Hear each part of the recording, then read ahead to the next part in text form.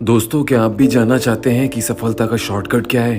क्योंकि आज तक तो आपने कभी सुना ही नहीं होगा कि सफलता का कोई शॉर्टकट भी होता है। लेकिन मैं आज आपको बताऊंगा कि सफलता का शॉर्टकट क्या है। अगर आपको सच में जानना है तो इस वीडियो को पूरा एक बार जरूर देखना। ये वीडियो देख के आपका दिमाग पूरी तरह खुल जाएगा और आपकी सोच पूरी तरह बदल जाएगी कि आप जिस चीज के लिए बहुत परेशान हैं वो आपको जल्दी से जल्दी कैसे मिल सकती है। तो दोस्तों, मुझे पता है कि आप जानने के लिए बहुत बेताब हो रहे हैं, लेकिन मैं पहले ही बता देना चाहता हूँ कि आपको इन बातों को बहुत ध्यान और बहुत गौर से सुनना है और समझना है। और अगर आप पूरा वीडियो देख नहीं सकते तो आप वीडियो छोड़ के अभी ही चले जाओ। ये वीडियो उनके लिए है जो वाकई में जानना चाहते हैं कि सफलता का शॉर्टकट है क्या। तो दोस्तों, मैं आपको कई तरह से समझा सकता हूँ, कई तरह से बता सकता हूँ, लेकिन मैंने बहुत सोचने और समझने के बाद एक बेस्ट आइडिया उठाया कि मैं आपको एक कहानी के जरिए समझाता हूँ तो आप बेटर रिलेट कर पाएंगे और बेहतर समझ पाएंगे।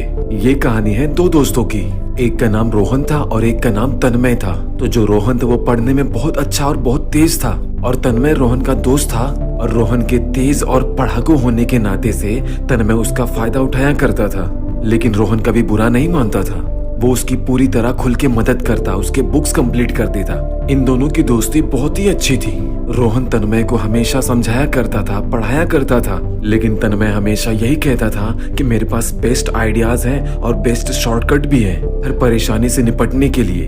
तन्मय कहता, रोहन तू परेशान मत हो, एक दिन मैं बहुत बड़ा आदमी बनूंगा। तो रोहन ने तन्मय को कहा, बड़ा आदमी बनने के लिए बड़ी सोच और बड़ी मेहनत करनी पड़ती है। फिर तन्मय ने रोहन से कहा, हाँ मुझे पता है, तू बार बार मुझे वही लेक्चर मत दिया कर। फिर तन्मय थोड़ा गुस्सा होते हुए रोहन से बोलता है, तू इतना पढ़ता है, इतना अच्छा है पढ़ने में, लेकिन हर साल तेरा सेकंड नंबर ही क्यों आता है, जबकि पूरे स्कूल में फर्स्ट रैंक पे तुझे होना चाहिए। लेकिन कोई और तेरी जगह इतनी आसानी से ले लेता है, उसको मेहनत नहीं करनी पड़ती है, वो सारा का सारा साल आराम करता है और एग्जाम टाइम पे आके प्रिंसिपल को घूस दे देता है और वो जाके फर्स्ट रैंक पे बैठ जाता है। तेरा हक वो इतनी आसानी से छीन लेता है, वो भी बिना ज्यादा मेहनत किए, बिना किसी कोशिश के।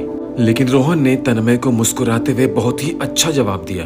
रोहन ने बोला, तन्मय तू फिर गलत ट्रेन पकड़ रहा है। तू अभी तक ये नहीं समझ पाया कि जिस जगह वो पैसे की वजह से, पैसे के दम पे पहुंच रहा है, वहाँ मुझे पहुंचने के लिए बस थोड़ी सी मेहनत ही करनी पड़ती है। तो यहाँ बात पैसों की नहीं है, बात है नॉलेज की।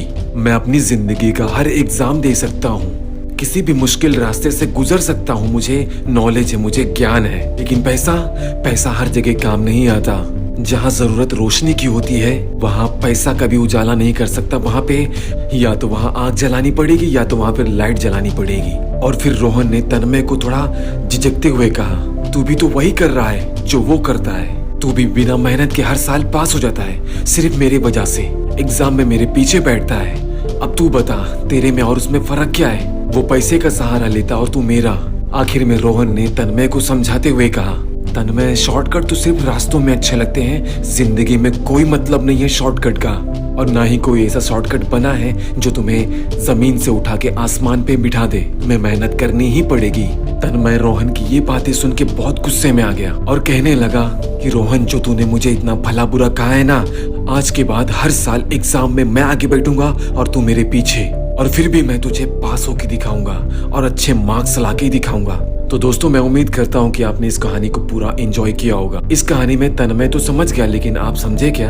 अगर आप समझ गए तो आप कमेंट करके मुझे जरूर बताएं।